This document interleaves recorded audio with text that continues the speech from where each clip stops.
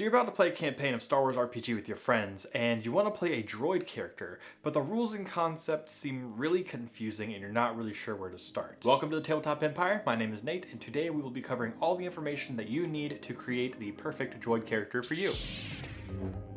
So the process is actually the same as other species for a majority of character creation. However, there are a couple differences and special rules that differ from other species, and that's what we're covering today. Now, before we actually jump into the info that you're looking for, I want to give one disclaimer about droid characters. Mainly because this could deter you from playing a droid in your games. Droids are overall weaker and less powerful than other species in the game. That's not a bad thing, as I'm going to get into here in just a second, but it is something that you should probably know going into it. If you think about it, droids are programmed for a specific focus or specialty, and so you'll probably be better than the rest of the party members in that specific focus or specialty that you choose to go in, but you'll be weaker in a lot of other aspects. This is really, really good if you enjoy playing more min-max characters with some really high stats and some really low stats, instead of like a more average all-around character. If you like the average all-around stuff, then maybe droids are not for you. Okay, so getting into it, the first step is figuring out what kind of droid you want to play.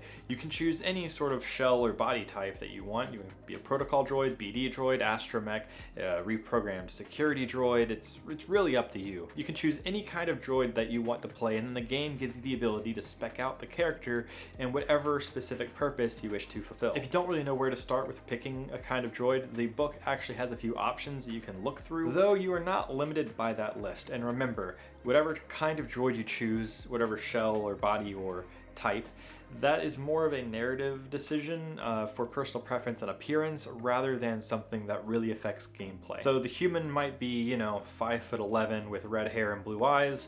You're an astromech with, blue paint. So when coming up with your droid's specific appearance, get creative with it. What makes your character look different than other similar droids?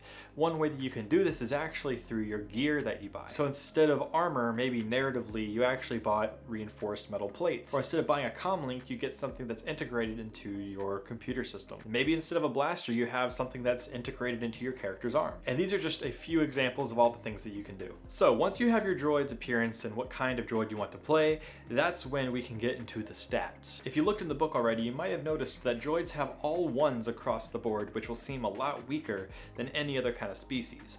But they do have 175 bonus starting XP, which is about, roughly 75 more than any other kind of species. And this XP is going to be used primarily, if not completely, for your characteristics and getting them higher than 1. So a common strategy is to take plus 5 XP from your MOD. I'm really tired of having to say morality, obligation, and duty every time I get to step 2 of character creation, so MOD. Then you can upgrade one of your specs from 1 to 5 for 140 XP, and then upgrade 2 of the ones up to a 2.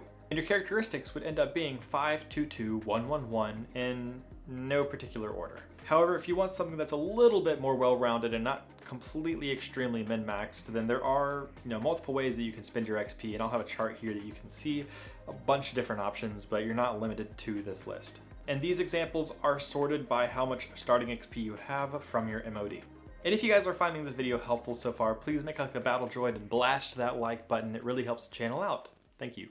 So on top of this starting XP, droids actually get a little bit of extra perks and special abilities. The first one is droids do not need to eat, sleep, breathe. They're not affected by toxins, poisons, etc. They are not living. They don't really need that stuff. Perk number 2, you can have a cybernetic implant of 6 instead of whatever your brawn rating is.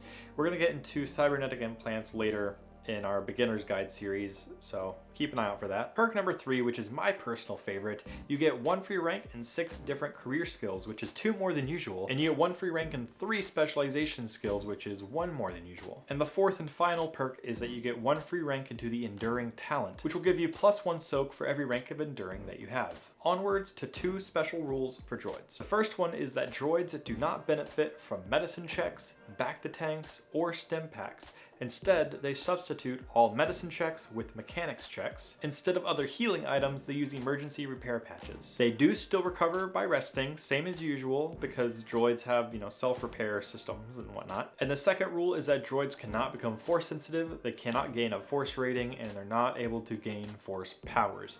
However, they are immune to the effect of any force powers that alter the mind. so there is some sort of perk involved in that too. And lastly, some tips for how to play a droid character. One of these tips is going to be from the book, and one of them is going to be from my own personal experience from previous campaigns that I've run. Now, the book says when you're playing a droid that you want to keep in mind their backstory and their purpose and integrate that into their motivations and how they play. So incorporate elements of the droid's original functionality or programming into however you roleplay this character, even if your character has other roles beyond that. So one example of this is maybe you're playing a reprogrammed security droid, and you don't really do the security thing anymore. However, there's just something about taking a prisoner that really excites you. So whenever you're in any sort of combat situation, before killing the baddies, you just beg the rest of your party to let you take them as a prisoner. This is the bird.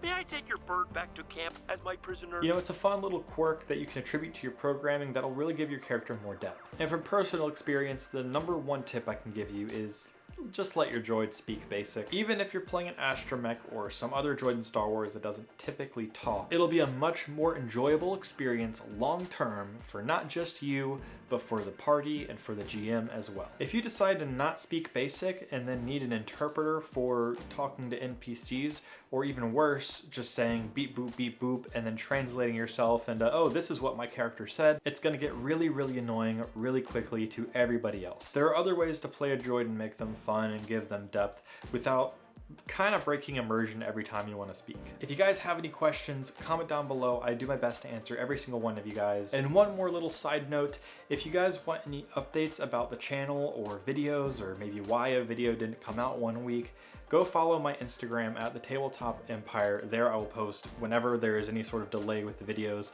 I have a very busy life outside of YouTube at the moment, unfortunately. Hopefully one day it'll be a full-time gig, but for now I have to do other stuff like a full-time job. So if a video is late or any of that stuff and you want to keep up to date with it, go follow Instagram. We also post daily content to our stories and posts, and kind of starting to get into reels a little bit, so go check it out. If you guys enjoyed this video and found it helpful, please do me a favor and blast that like button. It lets the YouTube algorithm know that you enjoyed this video and it would be good for other people. But yeah, that's it for today. I will see you guys next week. But until then, and as always, may the Force be with you.